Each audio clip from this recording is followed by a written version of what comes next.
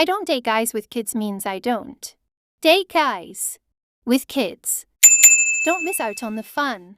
Hit subscribe button and join our community for more stories like this one.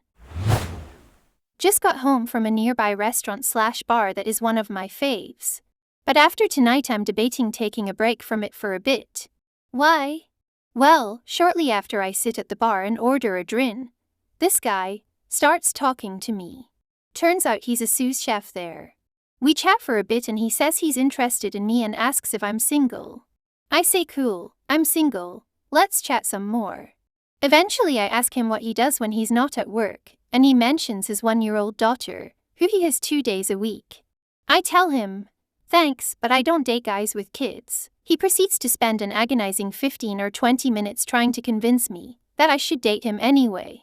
I tell him I've tried dating guys with kids and it doesn't work for me. I just don't like them. He says that doesn't matter because I haven't dated him specifically.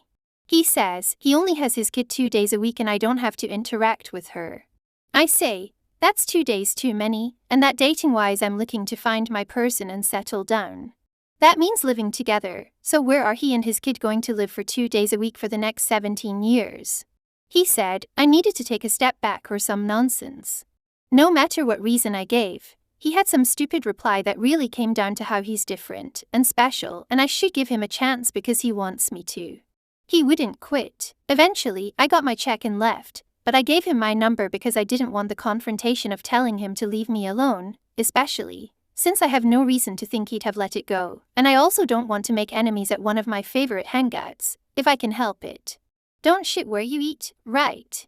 He already texted me asking if I wanted to go somewhere else and talk some more, but I told him I was home and going to sleep. My friends ask me sometimes why I prefer online dating over just going out and meeting people. It's because there's no block button for annoying guys at bars.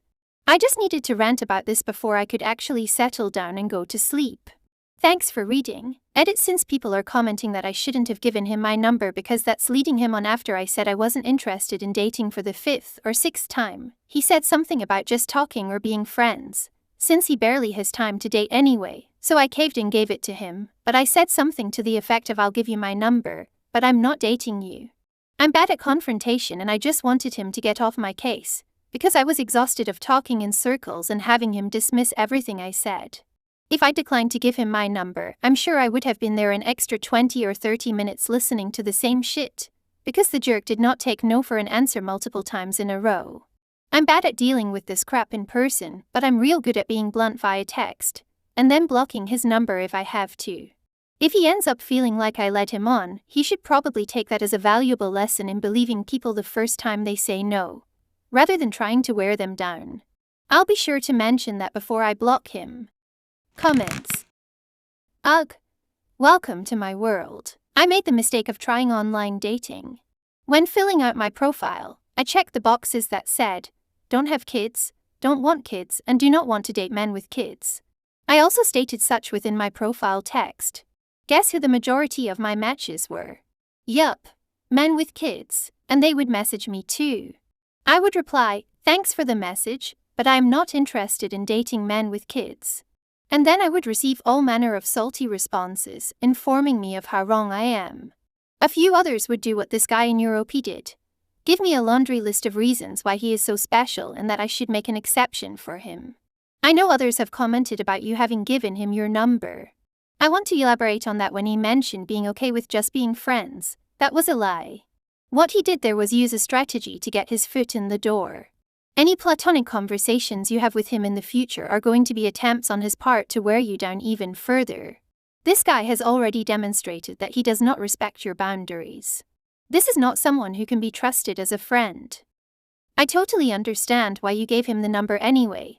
Wasn't the right choice, but in the moment it was how do I make this conversation end?